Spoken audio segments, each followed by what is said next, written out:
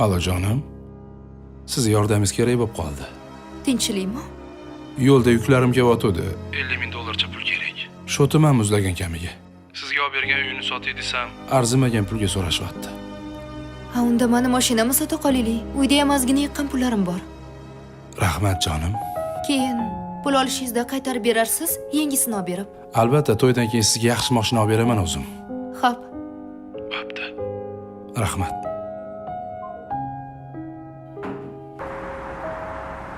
Nima deysan? Hadeb telefon qilasan? Nima telefon qilsam ko'tarmaysiz?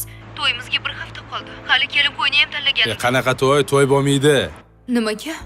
Sen haqingda har xil gap eshitdim. Men sizdan boshqa hech kimga qaramaganman. Qayerdan bilaman mendan boshqasiga qaramaganingni? Menga vobshe telefon qilmagan. Meni olgan pullaringiz-chi? Pullarim yo'q, hech vaqo yo'q. Tushundingmi? Ustimdan yozadigan bo'lsang, rasmlaringni internet tarmoqlariga tarqataman. Nima? Ota-onang boshini ko'tara olmay qoladi. Shuni xohlaysanmi? Menga umuman telefon qilmagin bo'ptimi? Allo.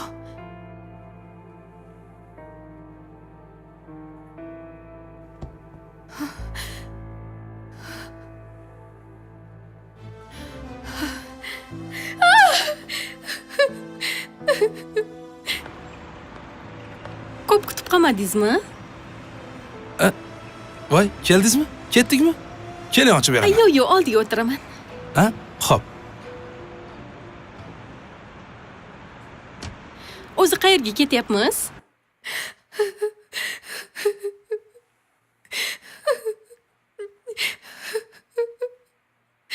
Sizga yoqadi. Yo'q.